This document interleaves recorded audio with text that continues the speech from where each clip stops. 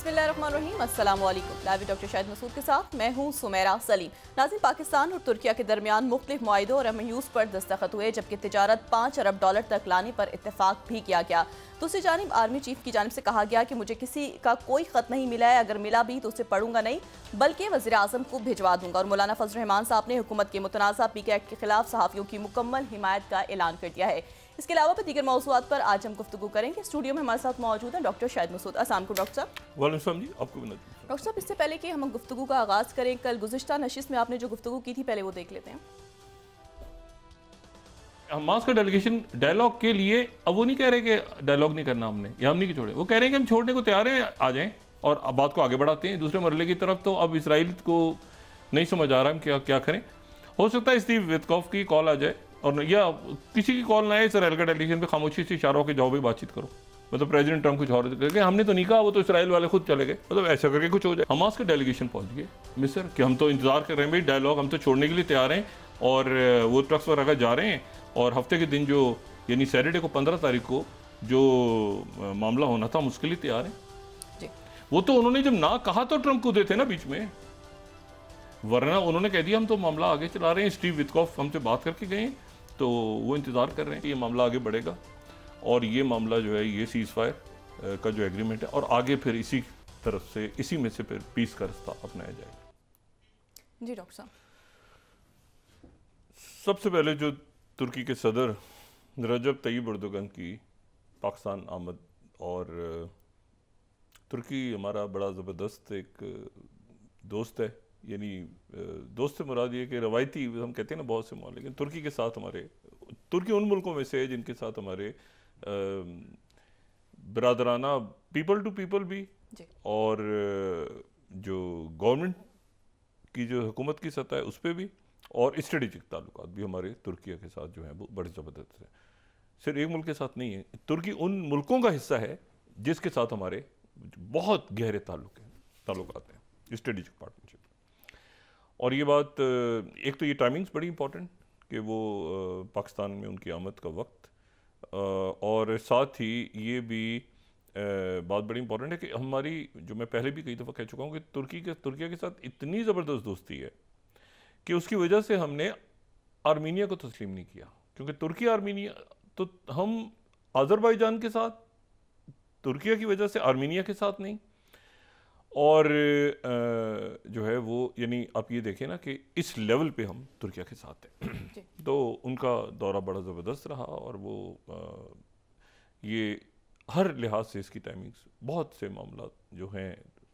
अच्छा, कल मैंने बात यहाँ जहाँ पे ख़त्म की थी, ये मुल्की मामला में तो एक सकूत सा है इस वक्त, अदालतों में क्या हो रहा है, बाकी क्या है, सिस्टम ये अरेंजमेंट क्या कर रहा है क्या नहीं कर रहा, वो अब जो है बहरहाल अब देखते हैं कि अगले चंद दिनों में क्या होता है यहाँ पे। लेकिन ये है कि जो कल मैंने बात ख़त्म की थी वो ये गुफ्तगू आखिर में मैंने की थी कि अगर हमास का जो हमास की तरफ से ये बात की गई है कि जो शुमाली गज़ा की पट्टी है वहाँ पे ट्रक्स को नहीं जाने दिया जा रहा है, इमदादी सामान को रोक रहा है।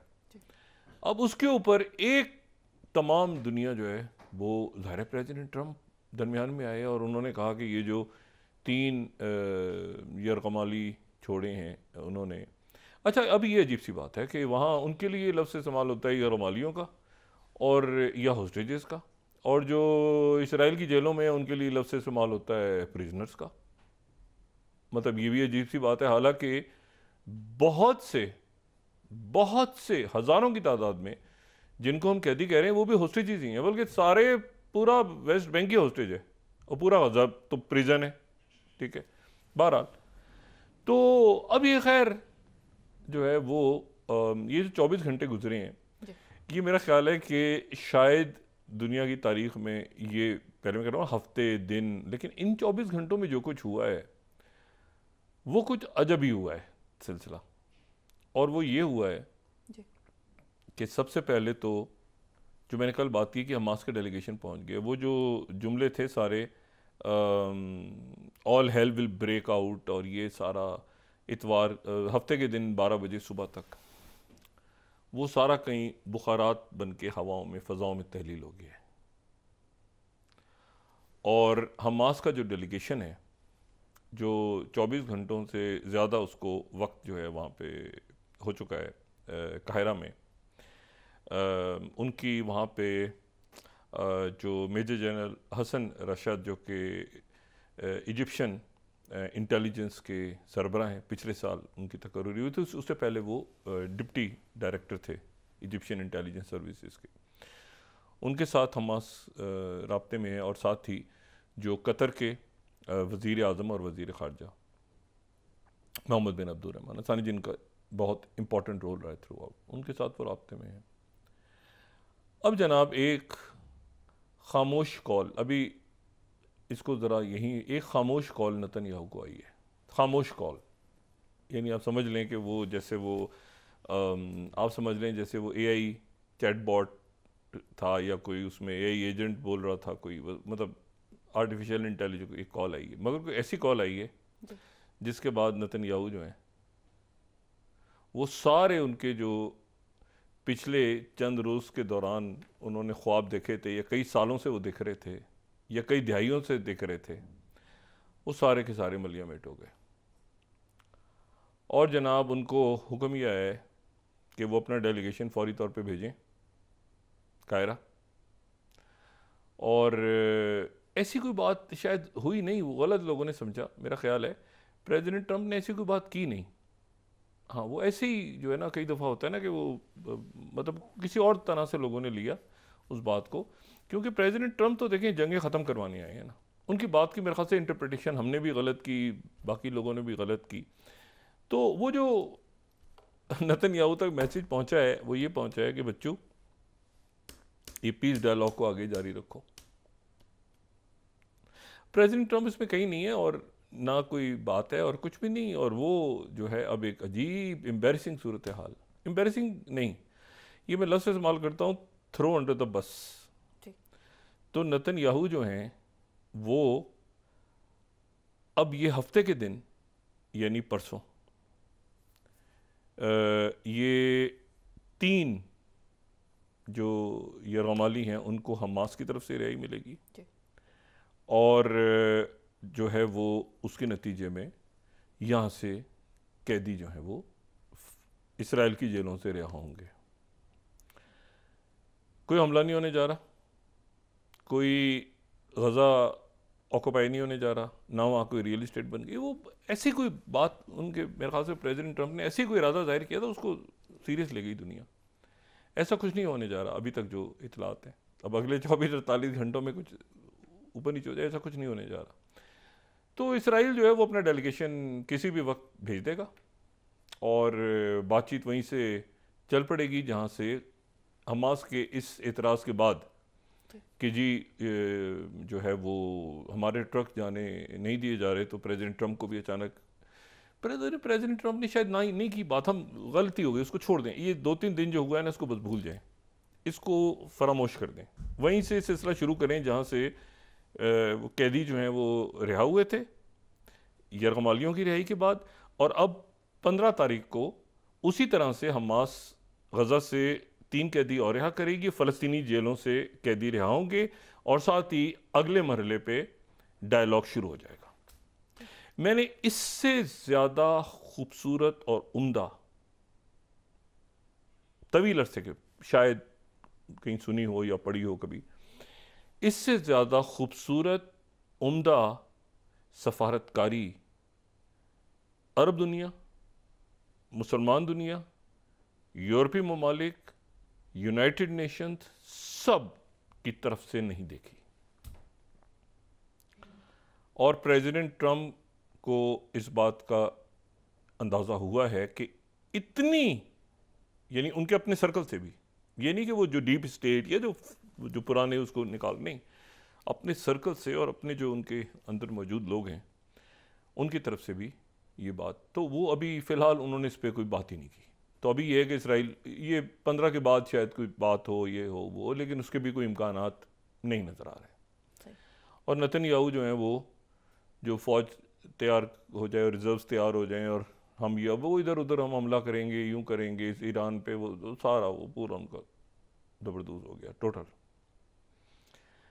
और सऊदी अरेबिया और यूएई ने जो रोल प्ले किया है दरमियान में, और कतर ने भी, और इजिप्ट ने। अच्छा, इजिप्ट का वो जो प्लान का जिक्र कर रहे थे ना, इजिप्ट का प्लान कौन सा? किंग अब्दुल्ला से स्टार्ट हुआ ना। किंग अब्दुल्ला ने बात की, उस वक्त उन्होंने ज़ाहिर खुल के बात, वो जिस मूड में प्रेसिडेंट ट्रंप थे, उन्होंने उनके सामने बात नहीं की। बाद में जाके वो पूरा जो अरब दुनिया और मशरिक़ वस्ता और यूरोपीय यूनियन, कुछ चीज़ें हैं जिन पे, और इसमें कोई, मैंने आपसे कहा ना, इसमें कोई ज़रा सा भी कोई कहीं पर इख्तलाफ नहीं है कि फ़लस्तीनी रियासत होनी चाहिए। अब यहाँ पे जो फ़लस्तीनी रियासत की बात हो रही है, तो इसमें हमास, फतह, इस्लामी जिहाद, या वो जो किसी में भी नहीं है, किसी ग्रुप में भी नहीं, ऐसे भी तो पहले फ़लस्तीनी है ना, बहुत बड़ी तादाद में। और इसराइल में, मैंने कल भी कहा था कि वो 48 में अक़वाम मुत्तहिदा का रुकन ही इस शर्त पे बना था कि वो 2 रियासती हल की तरफ आगे जाएंगे, और जंग रुकी थी, और बाद में जो भी कुछ हुआ, तो ये कर नहीं सकते।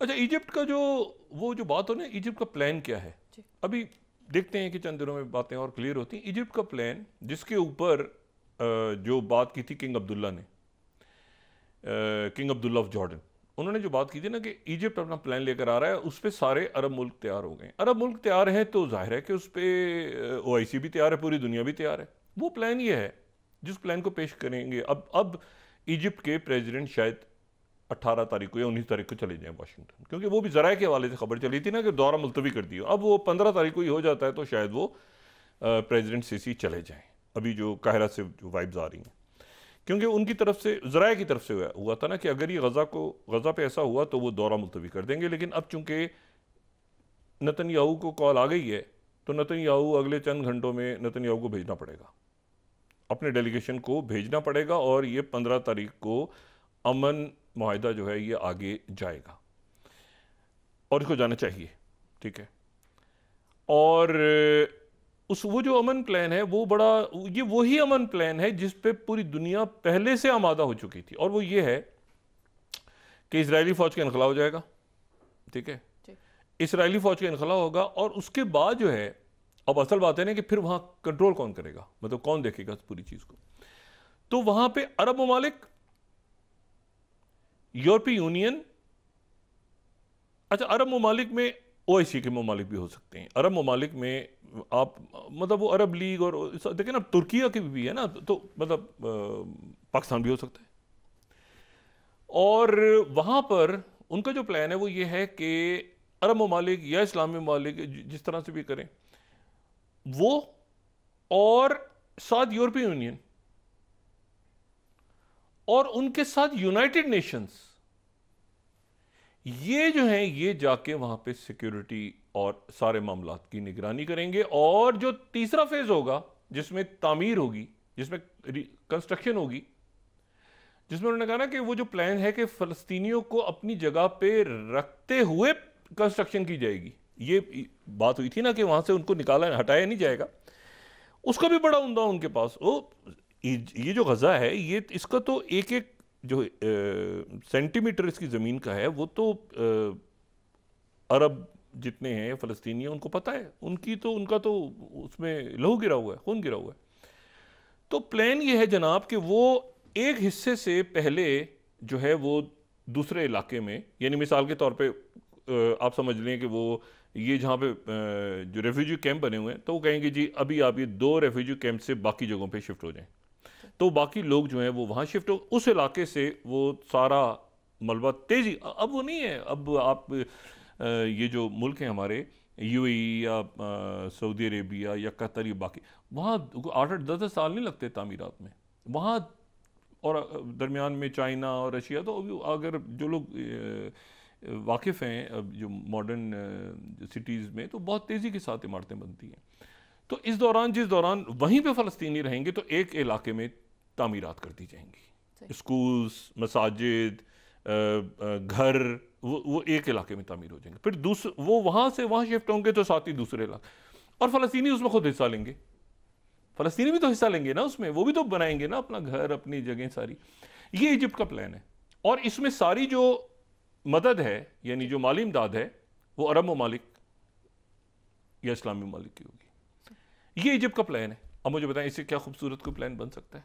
और बाद में उनकी गवर्नेंस क्या होगी, वो उसके ऊपर एग्रीमेंट हो जाएगा सारा, कि उसमें हमास तो बनी इसलिए है ना कि वो भाई देखें, हमास ये जो जमातें हैं ये क्यों बनी है? ये इसलिए बनी है कि हमें एक रियासत मिले। जब उनकी रियासत का मसला हल होगा तो फिर उसके बाद क्या पॉलिटिकल ढांचा होगा अगला, किस तरह आपस में बैठेंगे सारे, वो खुद ब खुद निकल आएगा मामला। हमास तो पहले कह चुकी है ना कि हम तो इसका हिस्सा नहीं बनेंगे।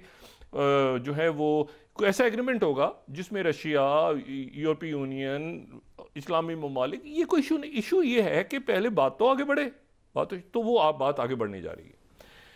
ये मेरे ख्याल से सबसे बड़ा धचका है नेतन्याहू और ज़ायनिस्ट को जो अमेरिका ने थ्रो अंडर द बस। और ये थ्रो अंडर द बस जो है, इसका एक पैरेलल एक दूसरा आदमी भी थ्रो अंडर द बस हो गया, उसका नाम है ज़ेलेंस्की।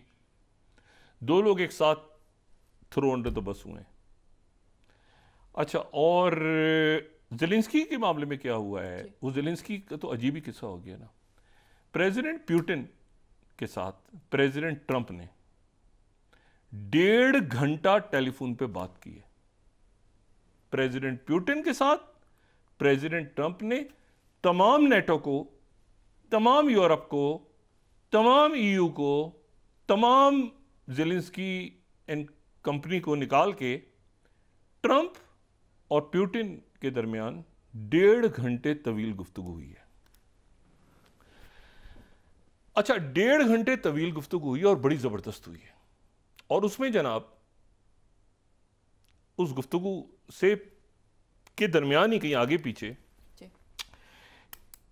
2 कैदियों का भी तबादला हुआ है, ठीक है।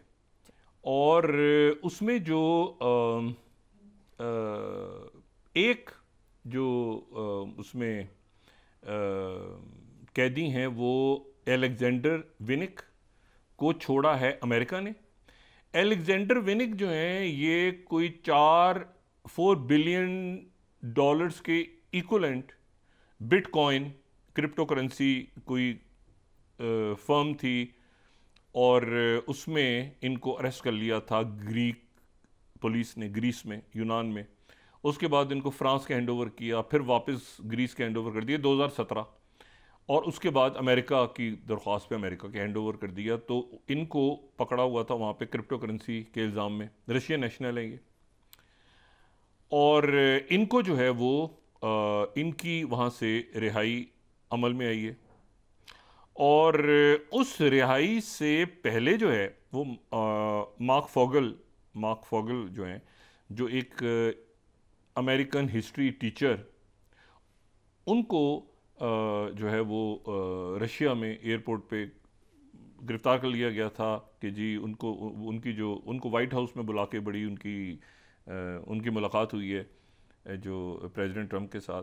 वो हिस्ट्री टीचर हैं, और साथ ही उसके जो है वो उन पर इल्ज़ाम ही लगा कि उनकी जो मेडिसिन है उनके पास, उसमें जो नशा आवर दवाइयाँ हैं तो वो ज़्यादा हैं। तो उस इल्ज़ाम पे उनको रशिया ने पकड़ा हुआ था। तो ये कैदियों का तबादला हुआ है। लेकिन एक बड़ी इसमें इंटरेस्टिंग बात ये है कि जो इसके ऊपर जो वाइट हाउस से स्टेटमेंट आई है वो है, अच्छा इसमें कोई यूरोप किसी को कुछ नहीं पता कि क्या हो रहा है।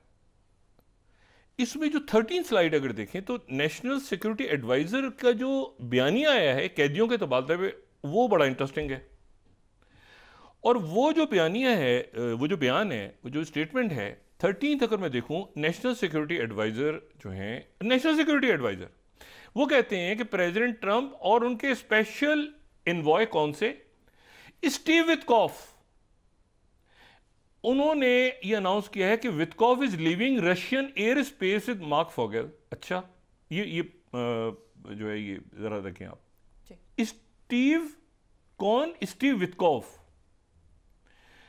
अब यहां पर ये बात ध्यान में रखें कि स्टीव विटकॉफ जो हैं वो इन हो गए पूरे सिस्टम में, और उनके जो नुमाइंदे थे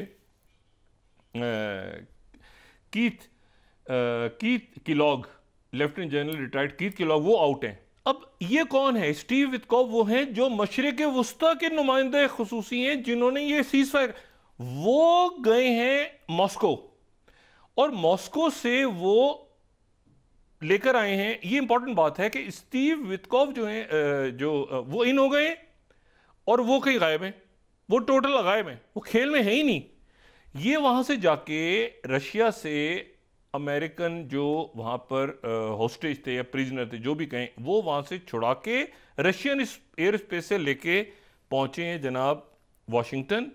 यहां पे व्हाइट हाउस में उनको खुशामदीद कहा गया है, और जवाब में यहां से अमेरिका ने जो है वो रशियन, और साथ ही 1.5 घंटा बात हुई है।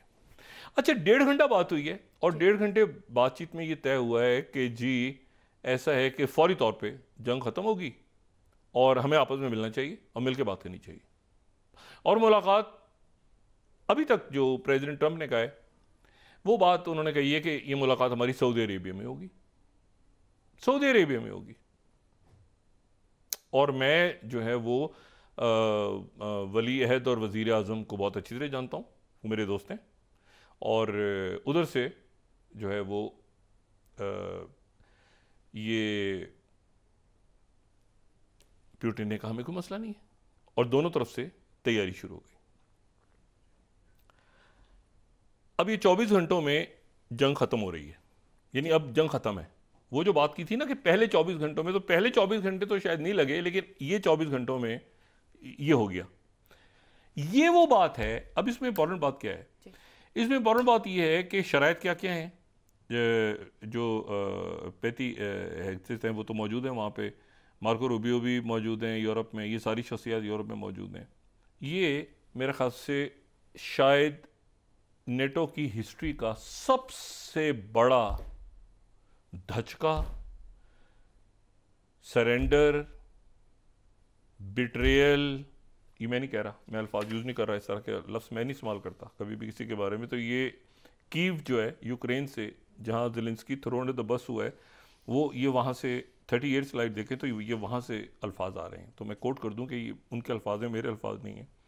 Surrender, betrayal, US EU officials condemn Trump. अच्छा, कहीं से यूएस ऑफिशियल भी कोई मिल गया इनको, पता नहीं कौन था। और EU ऑफिशियल्स कंडेम ट्रंप और Hegseth's comment on Ukraine peace negotiations. अच्छा, 3 साल लगे हैं प्यूटिन को इस वक्त का इंतजार करने में, और इन 3 सालों के दौरान जो है वो ट्रंप जो है वो ट्रंप तो कहीं थे ही नहीं रेस में। ट्रंप को तो बिल्कुल तकरीबन बाहर रखा हुआ था इस पूरे, यानी वो तो इलेक्शंस में तो उन्होंने आना ही नहीं था। और ये बात भी बड़ी इम्पॉर्टेंट है, इसमें आप देखें कि तारीख किस तरह से बाज़ दफ़ा मामलात किस तरह से इंतहाई गैर मुतवक्को तरीके से ऊपर नीचे होते हैं कि ट्रंप को किसी जगह उन्होंने कभी कंसिडर ही नहीं किया था अमेरिकन्स ने कि या यूरोप ने कि ट्रंप किसी इक्वेशन में हो सकते हैं। लेकिन ट्रंप जो हैं वो उनकी हो गई वापसी, और उसके साथ ही जो है वो ये तो मुझे नहीं पता अब इनका क्या बनेगा, लेकिन बहरहाल ये जो है ये बिल्कुल फारिग हो गए यूरोप के बारे में। अब यूरोप जो है उसके बारे में ब्लूमबर्ग का कहना ये है कि 23rd कि यूक्रेन का जो प्लान है वो 3 ट्रिलियन का बिल है। 23rd अगर हम देखें तो ये 3 ट्रिलियन, और उस पे जो गार्डियन है वो ये कह रहा है कि no lasting peace in Ukraine without European role in talks leaders से after Trump Putin call.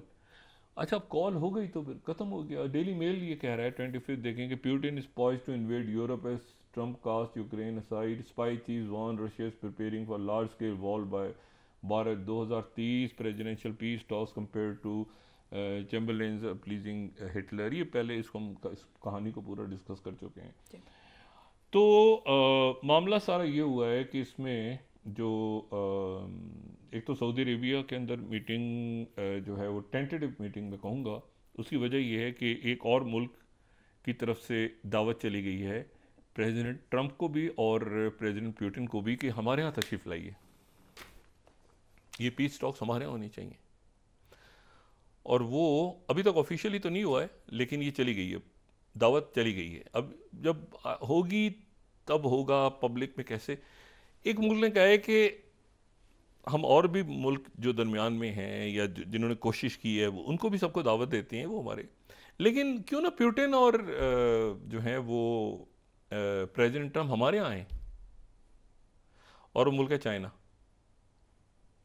China की तरफ से ये इस ख्वाहिश का इजहार हुआ है कि ये मुलाकात अगर हमारे यहाँ हो बीजिंग में तो कोई इतराज़ नहीं, सऊदी अरेबिया में हो तो हम मुकम्मल तौर पे साथ खड़े हैं, कतर में हो तो भी साथ खड़े हैं, स्विट्ज़रलैंड में हो तो भी हम साथ खड़े हैं इस इनिशिएटिव के, जो कि ट्रंप और पुतिन के दरमियान डायरेक्ट बात होगी। और अगर ये कहीं और होती है, अगर हमारे यहाँ हो तो हम हाजिर हैं। अच्छा, सऊदी अरेबिया चाहेगा हमारे यहाँ, लेकिन चाइना अगर आता है दरमियान में तो आप सोचें कि क्या इक्वेशन बनेगी, तो सऊदी अरेबिया कहेगा तो चाइना चलें। ये आप देखें ना, ये तो इसका मतलब ये हुआ कि जो मैं कह रहा हूँ थ्रोन रहता बस, ये मैं इसलिए कह रहा हूँ कि साथ ही सऊदी अरेबिया ने कल या पिछले 2-3 दिनों में जो सऊदी अरेबिया की तरफ से गजा के ऊपर मैसेज जा रहा था, एक तरह तो ट्रंप ने कह दिया कि ये सऊदी अरेबिया में होगी मुलाकात। दूसरा स्टीव विटकॉफ है। अच्छा, एक किरदार और है, वक्फे में जाने से पहले एक किरदार और है, वक्फे में आ जाएं फिर मैं उनकी बात करूंगा। लेकिन तो एक तरह से ये इंडोर्स हो गया। दूसरा मैं चंद लम्हात दूंगा, दुबई में आज बड़ा ज़बरदस्त वहाँ पे ये जो वर्ल्ड समिट हो रही है ना, ये बड़ी ज़बरदस्त, इसमें जो आज इलॉन मस्क ने बड़ी ज़बरदस्त स्पीच की है, और वो स्पीच तो नहीं की, वो इंटरेक्टिव था। उनके जो मिनिस्टर आर्टिफिशियल इंटेलिजेंस के, उनके साथ एक इंटरेक्टिव था, तो उसमें उन्होंने डॉज के ऊपर बात की, फिर उसके बाद उन्होंने ओपन एआई के साथ क्या मामला चल रहा है, उन्होंने क्रॉप 3 में लॉन्च करूँगा थोड़ी दिन में अपना नया LLM, और सारी बात हुई। तो दुबई के अंदर वो ये तकरीबन मेरे ख्याल से 1 घंटे से ज़्यादा, अगर आप उसकी देखें ना, तो इलॉन मस्क 1 घंटे से ज़्यादा, और वो रिकॉर्डेड नहीं था, वो लाइव था, यहाँ से वो सवाल जवाब इंटरेक्टिव सेशन चल रहा था, बड़ा ज़बरदस्त। तो वो यूएई के साथ इलॉन मस्क बात कर रहे हैं, वही इलॉन मस्क, वही यूएई जिसने कल मैसेज टू स्टेट का मैसेज भेजा था उनके प्रेसिडेंट ने, और उसके साथ ही जो है वो सऊदी अरेबिया, जिनकी तरफ से क्लैरिटी के साथ मैसेज गया था कि जी ये 2 स्टेट सॉल्यूशन ही होगा, वो 2 स्टेट सॉल्यूशन पर ही हम बात करेंगे। वहां पर ये मीटिंग होने जा रही है, कौन सी, पुतिन और ट्रंप की, और सऊदी अरेबिया के वली अहद ने इस रिहाई में भी इंपॉर्टेंट रोल प्ले किया है। स्टीव विटकॉफ मशरिकी वस्ता छोड़ के मॉस्को में एक्टिव है, और आगे जो मुज़ाकरात होंगे, जब इन दोनों की मुलाकात होगी तो शख्सियत साथ होगी, उसमें स्टीव विटकॉफ भी होंगे। ट्रंप और पुतिन की मुलाकात में स्टीव विटकॉफ भी होंगे। वो दरमियान में जन्नत साहब थे, वो कहीं गायब हो गए, तहलील हो गए, वो उनके साथ कोई लाइनें सेट कर रहा था मेरे ख्याल से जेलेंस्की, तो वो कहीं वो है ही नहीं पूरे खेल में। और अब जरा वक्फा लें तो उसके बाद बात करते हैं। नाज़रीन वापस आते हैं छोटे से ब्रेक के बाद।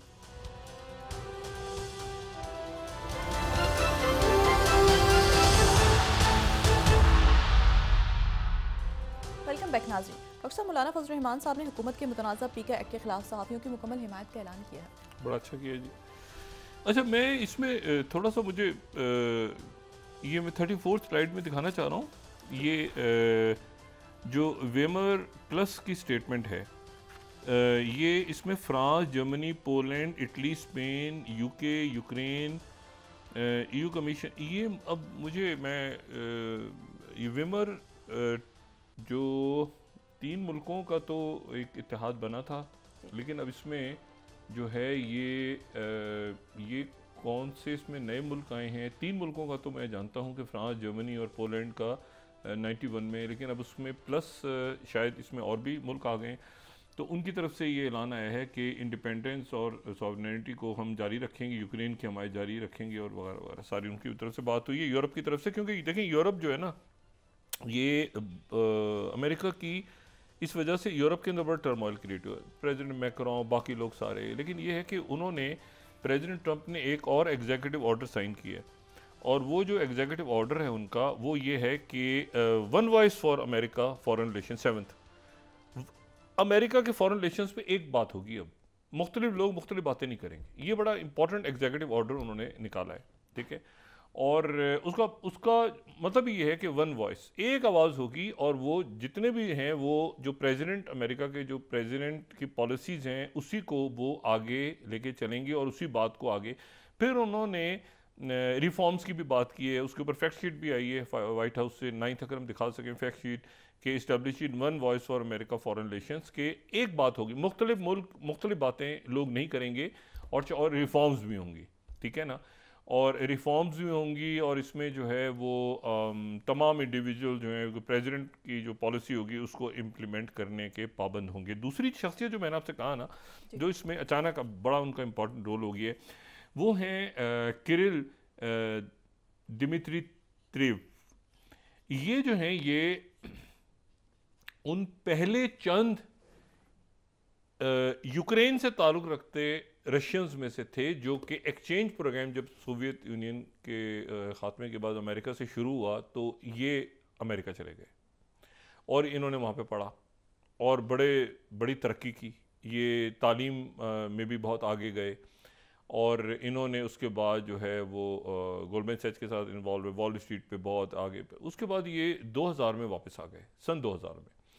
और 2011 में फिर ये हुआ कि जो रशिया का जो इन्वेस्टमेंट फ़ंड है उसके साथ ये जो डायरेक्ट इन्वेस्टमेंट फ़ंड है उसके ये इनको सरबराह बना दिया ये रशिया। अच्छा, ये जो फ़ंड है अगर किसी ने समझना हो कि ये फ़ंड रशिया का मतलब एक होता है ना ऐसे ही कोई फ़ंड है भाई किसी मुल्क का, बेकार सा फ़ंड है, नहीं ऐसा नहीं है। इस फ़ंड ने चंद साल पहले तारीख़ एक ख़ास मौके पे तारीख़ बनाई जो कि अब हम डिस्कस कर लेते हैं। उस वक्त भी शायद बात हुई थी लेकिन उस वक्त एक दूसरी दुनिया थी, हिजान था बहुत ज़्यादा। वो ये थी कि इनका जो फ़ंड है इन्होंने सबसे पहले जो कोविड के अगेंस्ट वैक्सीन थी उसमें इन्होंने इन्वेस्टमेंट की रशिया में, जिसके नतीजे में स्पुतनिक आई। स्पुतनिक जो है जो सबसे पहले वैक्सीन आई है उस वक्त कोविड के अगेंस्ट वो, और जो है वो, लेकिन उसको ये हुआ कि उस वक्त जाहिर है कि दुनिया किसी और जगह थी वो तो मैं, लेकिन आपको सिर्फ ये वो शख्स हैं जिन्होंने देखिए रशिया ने स्पुतनिक बनाई।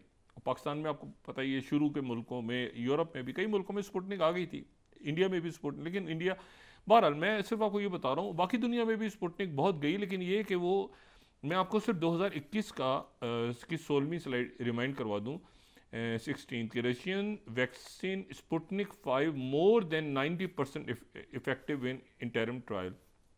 और फिर उसके बाद न्यू साइंटिस्ट ने 17 स्लाइड ये दिसंबर 2021 में कहा था कि why won't the West embrace Russia's high effective कोविड-19 वैक्सीन।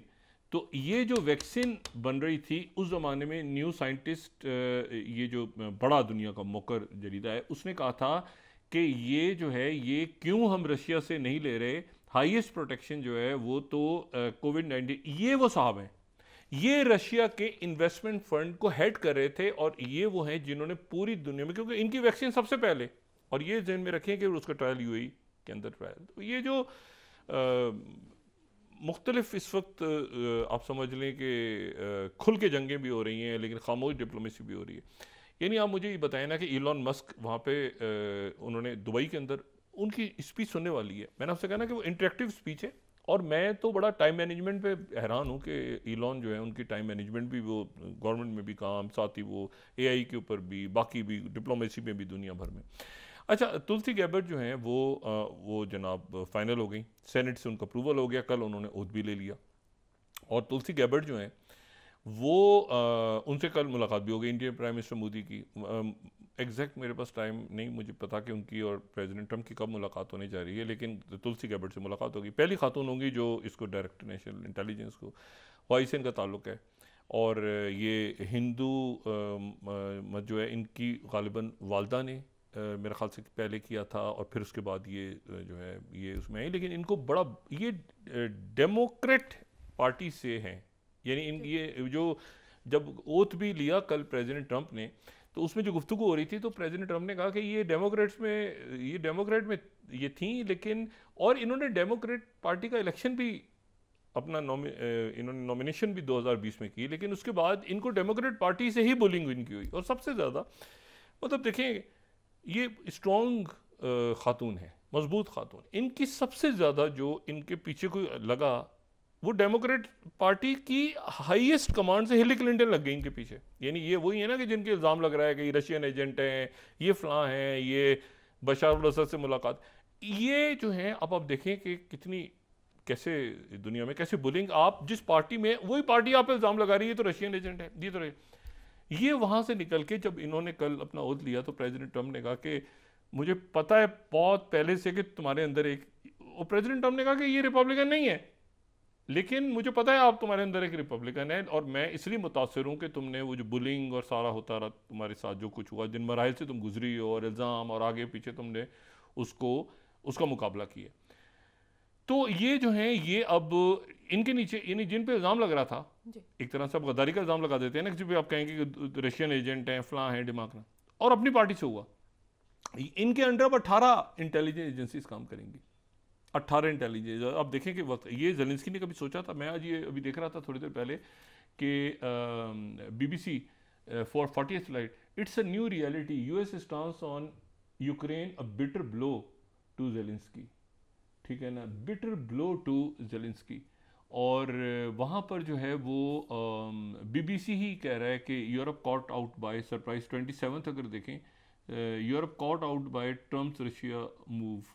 और इसमें जो है वो जाहिर है कि अब यूरोप खड़ा होगा, लेकिन यूरोप के लिए चैलेंज बहुत ज़्यादा इसलिए है। एक तो बात ये है कि ज़ेलेंस्की तो अच्छा जो बात हुई ना, गुफ्तगू हुई, तो प्रेसिडेंट ट्रम्प ने उसके बाद लोगों से भी बात की, तो रिपोर्टर्स के साथ भी ज़ेलेंस्की का जिक्र आया, तो ज़ेलेंस्की ने कहा मेरे साथ भी बात हुई है। प्रेसिडेंट ट्रम्प ने कहा मुझे नहीं, बोलने का वो JD वैंस और वो मार्को रूबियो मिल लेंगे ज़ेलेंस्की से। ज़ेलेंस्की ने कहा मुझसे भी बात की और मैं भी चाहता हूँ कि मैं इन मुज़ाकरात का हिस्सा बनूँ।